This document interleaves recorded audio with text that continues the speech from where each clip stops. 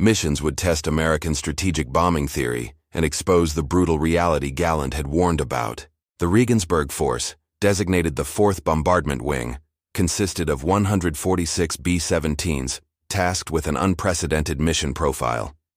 After bombing Messerschmitt factories, they wouldn't return to England, but instead continue southward to bases in North Africa, theoretically confusing German defenses. The Schweinfurt strike force would follow later, hitting ball-bearing production facilities critical to German war production.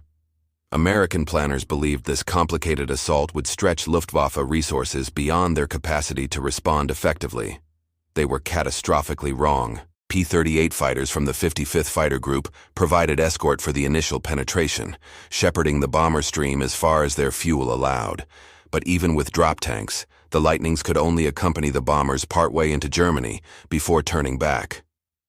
At the limit of their range, around Eupen on the German-Belgian border, the escorts waggled their wings in salute and peeled away, leaving the bombers exposed. What followed demonstrated exactly what Galland had tried to explain to Göring. Without fighter protection, even heavily armed bombers became vulnerable prey. Luftwaffe fighter wings descended on the unescorted formations like wolves on wounded caribou. Jagdgeschwader 1, Jagdgeschwader 11, Jagdgeschwader 26, elite units equipped with Messerschmitt Bf-109 and Focke-Wulf Fw-190 fighters, launched wave after coordinated wave against the bomber streams. German pilots employed tactics refined through years of combat, head-on attacks that maximized closing speeds while minimizing exposure to defensive fire, coordinated assaults from multiple directions that overwhelmed gunners' ability to track threats, and relentless pursuit of damaged aircraft that had fallen out of formation. The carnage unfolded across 400 miles of German sky. B-17s trailing smoke and flame fell from formation, some exploding in midair when fuel tanks or bomb loads detonated, others spiraling downward with dead engines or shattered control surfaces. Parachutes blossomed across the landscape as crews abandoned doomed aircraft. Some men died in their positions, manning guns until the moment their bombers disintegrated around them. Others survived the violent bailout sequence only to face capture and imprisonment for the war's duration. A few evaded capture entirely, beginning long odysseys through occupied Europe toward neutral countries or Allied lines. The Regensburg Force lost 24 bombers, 16% of the attacking formation. The Schweinfurt mission fared even worse, losing 36 aircraft, 22% casualties. Combined, the 8th Air Force lost 60 heavy bombers in a single day, representing 600 trained crew members killed or captured. Another aircraft limped back to England so badly damaged they required extensive repairs, or were written off entirely. These losses exceeded sustainable attrition rates by any measure. Historical analysis contained in Richard Davis's Carl A. Spots in the Air War in Europe confirms that such casualty rates, if continued, would have destroyed the 8th Air Force's combat effectiveness within months. Galland received detailed combat reports from Luftwaffe units within hours of the mission's conclusion. German fighter pilots filed claims for 117 American bombers destroyed. Typical overclaiming in the chaos of combat meant the actual total of 60 was still devastating enough. More significantly for Galland's ongoing argument with Göring, every report mentioned the absence of American escort fighters deep inside Germany. The Luftwaffe had achieved this triumph precisely because the bombers flew unprotected through the most dangerous portions of their route. Galland immediately prepared a follow-up report for his superiors, hoping that such catastrophic American losses might finally convince Göring to take the escort fighter threat seriously. But Göring interpreted Schweinfurt-Regensburg entirely differently. To the Reichsmarschall, the mission proved his contention that American strategic bombing would fail when confronted by determined German defenses. He crowed about the victory in communications to Hitler and in propaganda broadcasts. Rather than recognizing this success as a temporary advantage dependent on American technological limitations, Göring treated it as validation of Luftwaffe's superiority.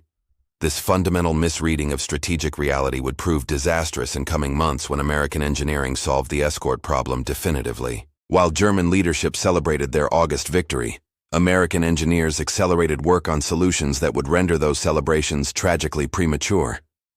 The P-38 program received urgent attention, but more significantly, Another aircraft was emerging from relative obscurity to become the war's most important fighter.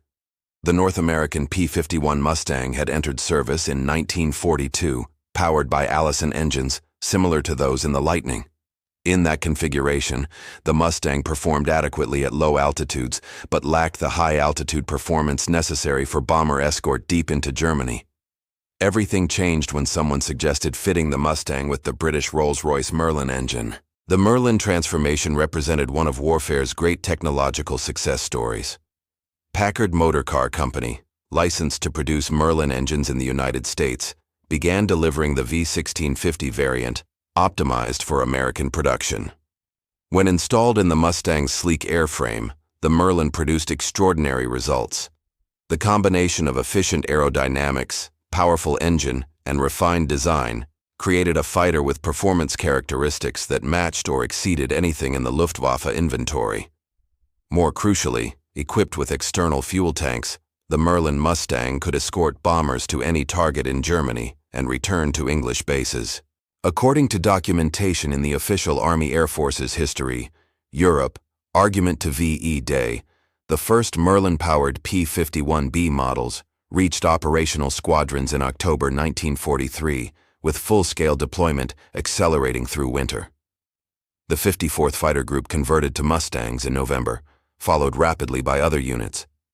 By January 1944, dozens of groups were trading their P-38s and P-47s for the revolutionary new escort fighter. American industry, achieving production miracles that German planners had believed impossible, began delivering Mustangs by the hundreds each month. Meanwhile, P-38 deployments continued expanding. The aircraft remained problematic in the extreme conditions of high-altitude European combat, but numbers and tactical evolution compensated for technical shortcomings. Pilots developed techniques for managing the Lightning's quirks, carefully monitoring engine temperatures, understanding the aircraft's compressibility characteristics in high-speed dives, and exploiting its excellent range and firepower against German interceptors. The 55th, 20th, and newly arrived 54th Fighter Groups accumulated experience and expertise, learning lessons written in the blood of pilots who pushed the Lightning beyond its design envelope. German intelligence detected these developments, but struggled to convince leadership of their implications. Luftwaffe reconnaissance aircraft occasionally photographed Allied airfields, returning with evidence of growing fighter strength. Frontline pilots filed increasingly urgent reports about improved American escort tactics and longer fighter presence over German territory. Yet Göring's staff systematically minimized these warnings, filtering information to present optimistic assessments that aligned with what the Reichsmarschall wanted to hear. This institutional dishonesty created a feedback loop where fantasy replaced reality in strategic planning. Galland found himself fighting a two-front war, against Allied air power in the sky and against bureaucratic incompetence on the ground. As General der Jagdflieger, he theoretically controlled Germany's fighter defense, but practical authority required support from Göring and ultimately Hitler. When that support evaporated in the face of inconvenient truths, Galland could only watch helplessly as opportunities slipped away. Germany possessed talented engineers and sophisticated aircraft designs, but Nazi leadership squandered these advantages through ideological blindness and catastrophic resource allocation decisions. The Focke-Wulf Ta-152, an advanced interceptor design, languished in development while resources flowed to vanity projects like the Messerschmitt Me 210, a jet fighter years away from meaningful production. The excellent Messerschmitt Me 409G, backbone of Luftwaffe fighter squadrons, suffered from inadequate production numbers and chronic fuel shortages as Allied bombing disrupted synthetic petroleum facilities. Most critically, the Luftwaffe bled experienced pilots it couldn't replace. Men with hundreds of combat hours fell in battle, and their replacements arrived with minimal training and almost no chance of survival against veteran American fighter pilots. By October 1943, the strategic situation had shifted decisively. American fighters routinely penetrated deep into German airspace. The Black Thursday mission against Schweinfurt on October 14th cost the 8th Air Force another 60 bombers, but this time American planners recognized the lesson. Deep penetration missions without adequate escort were temporarily suspended, while fighter deployment accelerated. Galland understood what this pause meant. The Americans were regrouping, preparing for a renewed offensive with overwhelming force. He compiled yet another report for Göring, detailing the growing crisis and pleading for immediate action. The response arrived swiftly. Göring refused to meet with him, dismissing the report as defeatist speculation. The Reichsmarschall preferred hunting trips and art collection to confronting strategic reality. January 1944 arrived with brutal cold gripping Europe and an ominous calm over Germany's skies. American bomber operations had decreased during late 1943, but German intelligence officers who understood strategic bombing theory recognized this lull as preparation rather than retreat. The 8th Air Force was accumulating strength, more bomber groups, more escort fighters, and critically growing numbers of those troublesome Merlin-powered Mustangs that could accompany bombers anywhere in the Reich. Galland's warnings from August had proven prophetic, but vindication offered cold comfort when Germany's leadership had wasted precious months that might have been used preparing adequate defenses. The Americans launched their renewed offensive on January 11th with raids against aircraft production facilities at Oschersleben and Halberstadt. This time, something had changed dramatically. P-38 Lightnings and the new P-51 Mustangs escorted the bombers throughout their entire mission, engaging Luftwaffe interceptors over targets deep inside Germany. German fighter pilots, accustomed to attacking unescorted bomber formations at will, found themselves caught in desperate dogfights with American escorts that refused to leave.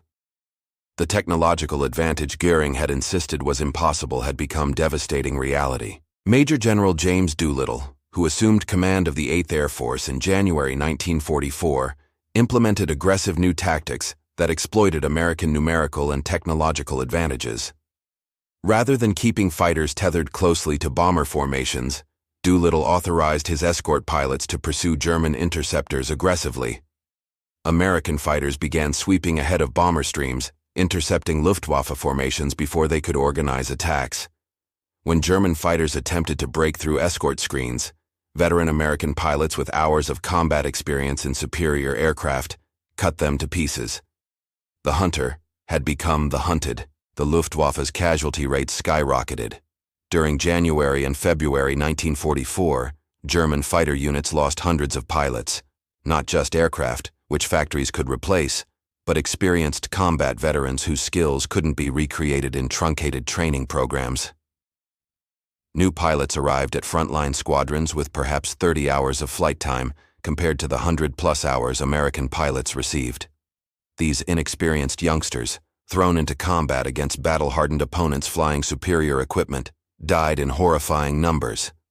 Entire staffels, squadrons, were wiped out in single engagements. Replacement pilots often survived only a handful of missions before being killed or wounded. Galland attempted to reorganize German fighter defenses around these brutal new realities. He advocated concentrating fighters into large formations that could overwhelm escort screens through numbers, accepting heavy losses in exchange for breaking through to the bombers. He pushed for accelerated production of heavily armed and armored destroyer aircraft like the Me-410 that could survive defensive fire long enough to damage bombers significantly. He begged for adequate fuel allocations to train replacement pilots properly. Every proposal ran into bureaucratic obstacles, resource shortages, or Göring's active opposition. The Reichsmarschall, increasingly disconnected from operational reality, blamed frontline commanders for failures that stemmed directly from strategic decisions made in Berlin palaces. The situation deteriorated through a series of hammer blows that American planners called Big Week. Between February 20th and 26th, 1944, the 8th Air Force launched massive strikes against German aircraft production facilities. Over 3,000 bomber sorties, protected by thousands of fighter escort missions, struck targets across Germany. The Luftwaffe threw everything available into defending these vital facilities, losing over 300 fighters and irreplaceable pilots. American losses, while substantial, could be absorbed by an industrial system producing aircraft and training crews faster than combat consumed them. Germany had no equivalent capacity.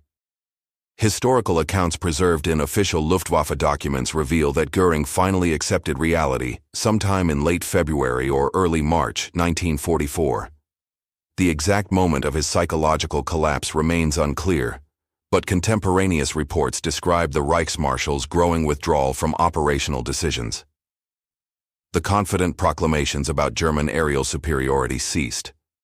Göring spent increasing time at Hall, avoiding his headquarters and refusing meetings with frontline commanders.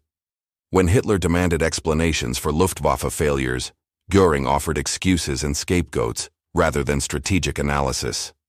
The institution he'd commanded since the Nazi Party's earliest days was disintegrating, and he lacked the moral courage to confront his role in that destruction. Galland watched this institutional decay with frustrated impotence. He'd warned about the escort fighter threat in August 1943, 7 months before Big Week demolished German fighter defenses.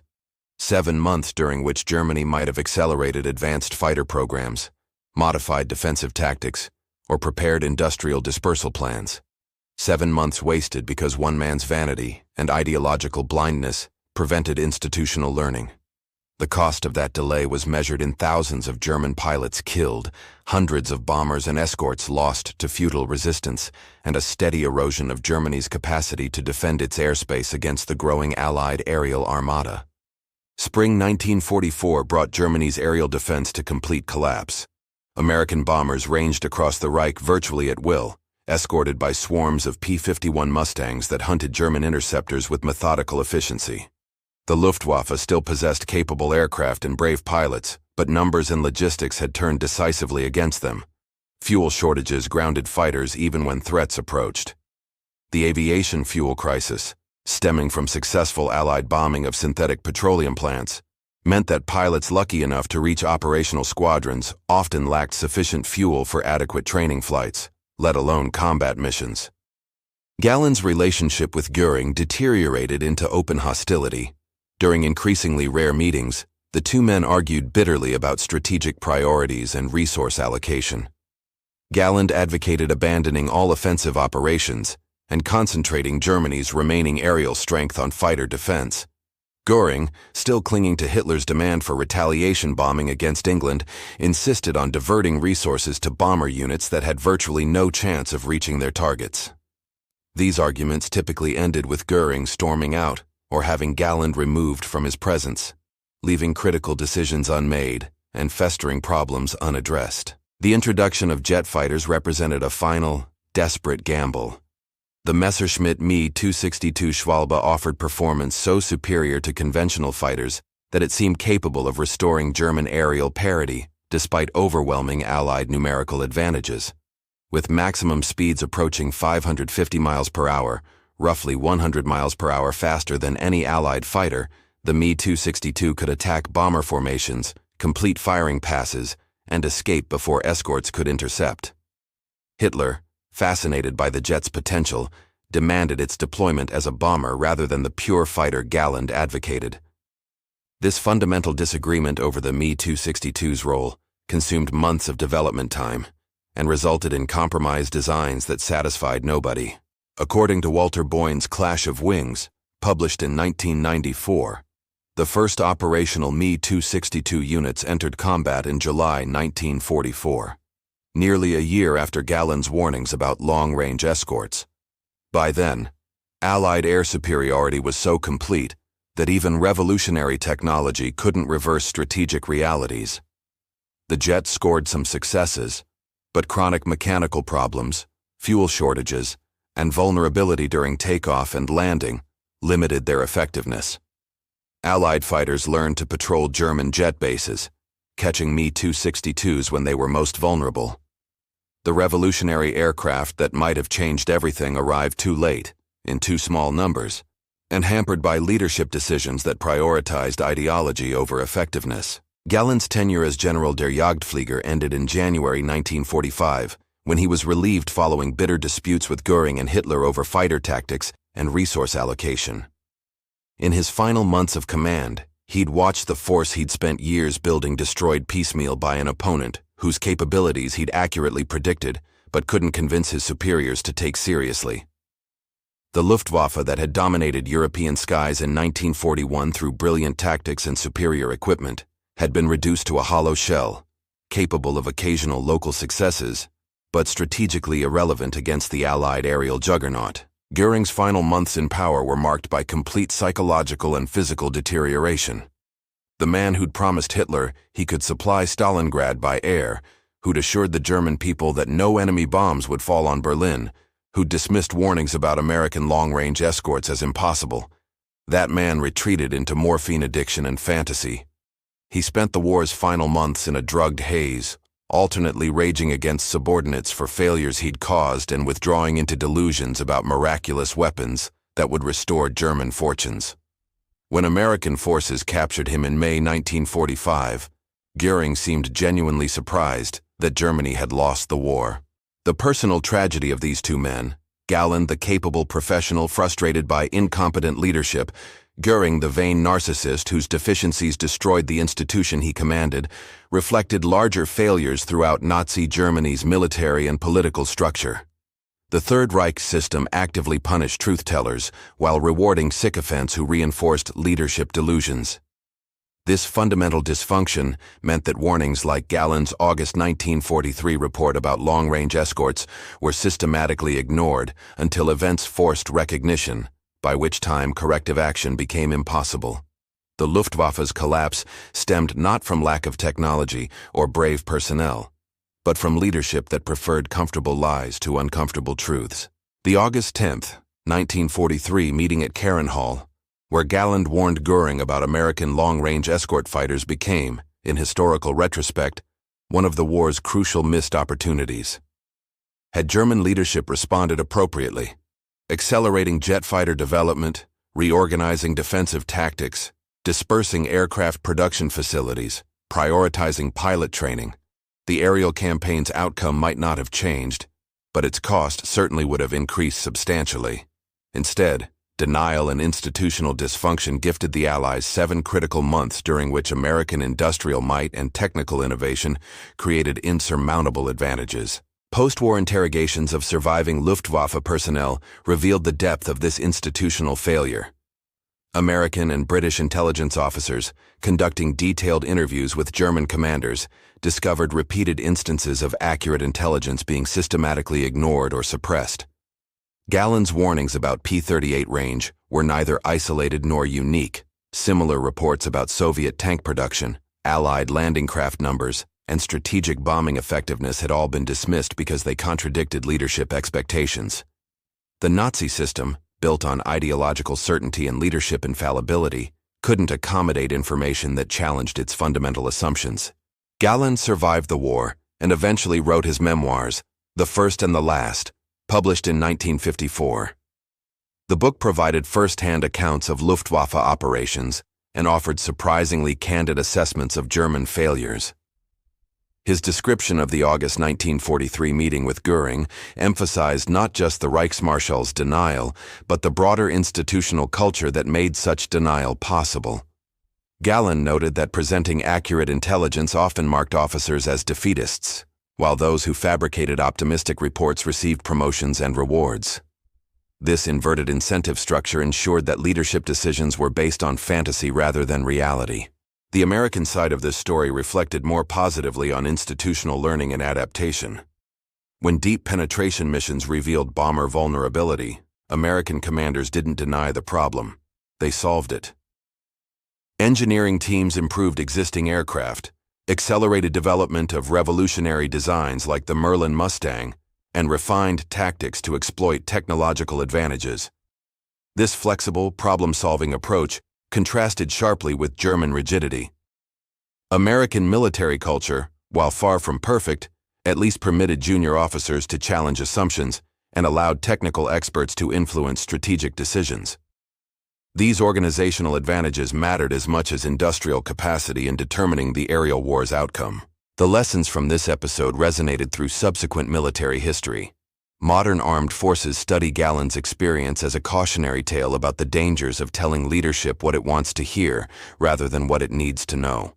Military education emphasizes creating institutional cultures that reward accurate reporting, even when that accuracy reveals uncomfortable truths. The concept of red teams, designated contrarians tasked with challenging assumptions and identifying flaws in operational planning, stems partly from recognition that organizations require deliberate mechanisms to prevent the kind of groupthink that paralyzed German decision-making. Technical lessons from the long-range escort fighter development influenced post-war aviation design. The P-51 Mustang's combination of range, performance, and efficiency demonstrated that seemingly contradictory capabilities could coexist through careful engineering. Modern fighter design still grapples with these trade-offs: speed versus range, maneuverability versus payload capacity, stealth versus weapons load. The solutions developed during World War II, particularly the use of external fuel tanks and careful aerodynamic optimization, established principles that remain relevant 80 years later. The human dimension of this story, Galland's frustration at being ignored, Göring's tragic inability to confront reality, the thousands of pilots who died because of these failures, reminds us that warfare isn't just about technology and tactics. It's about people, institutions, and the decisions that determine who lives and who dies. Galland's warnings in August 1943 could have saved countless lives on both sides by forcing earlier German adaptation, or possibly even contributing to earlier war termination. Instead, denial and dysfunction prolonged the conflict and increased its human cost immeasurably. Today, historians recognize the August 10, 1943 meeting at Hall as a crystallizing moment when different choices might have altered trajectories. Göring's flat dismissal of Galland's warnings encapsulated everything wrong with Nazi Germany's military leadership: arrogance over expertise, ideology over evidence, personal vanity over strategic necessity. The long-range P-38 Lightning, dismissed as impossible, became one of many Allied innovations that overwhelmed German defenses, despite desperate resistance by brave men betrayed by incompetent leadership.